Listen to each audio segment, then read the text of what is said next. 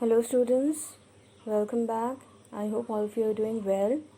So today we will start preposition of direction. So this one is the last one and let's start with it. So a preposition of direction shows to where or in which direction something moves.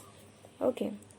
So there are various examples of preposition of direction, that is against, along, around, up, onto, from, through, into, over, and etc. So we will begin with against. So against means it refers to a movement in the opposite direction. For example, like the bird flew against the window. Then Ronnie bashed his head against the wall. Okay, so here the window and the wall are against the bird and Ronnie. Okay, now comes to the second one, across. So across, it is used for a movement towards another side of a flat surface or on the side of something. For example, you mustn't go across the road, or there isn't a bridge across the river.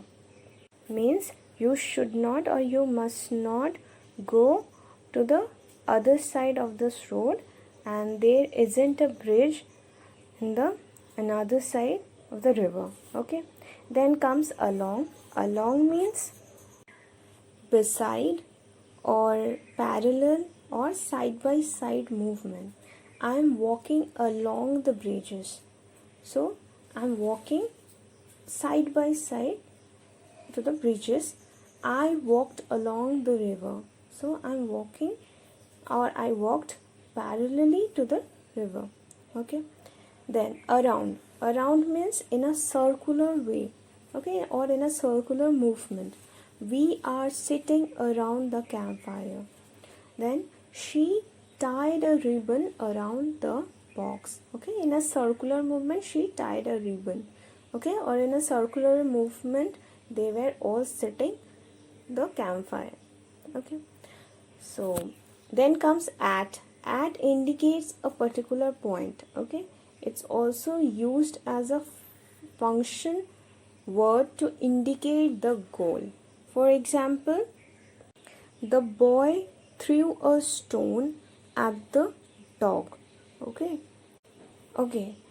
another thing, let me tell you, you will find there will be various words which are very common in all the prepositions. Okay, you will not only get it in one preposition but more than one preposition, but don't get confused. Okay, remember the usage. Up, from low to high movement.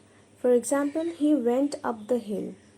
The economy is picking up, means the economy is rising from low to high. Okay, then comes down, so it's total opposite of up. So from high to low movement. I fell down and hurt my wrist. So I fell down from a high place to a low place. Okay, and I hurt my wrist. The ball rolled down the hill. Then comes by. It denotes the means of movement or transport. Okay, by or doesn't always mean beside or next to. It also can mean the means of movement or transport. Okay, so for example, I came by bus, I'll go by car. Then onto. Onto means it indicates top of something. Okay, the cat jumped onto the roof. The water spilled onto the floor. Spilled means accidentally fell down. Okay, then comes off. OFF means away from. Okay, or moving away. My hand blew off means it gone away. Okay, it has gone away. Now my friends saw him off. My friends saw him moving away. Okay, then come over. Over means on the top of or directly upward. The horse jumped over the fence. Okay, I got over it. So next, into, it indicates movement inside of something. Okay, inside of something, like you shouldn't go into the castle. Okay, means we should not move inside the castle. He is walking into the house, means inside the house he is walking.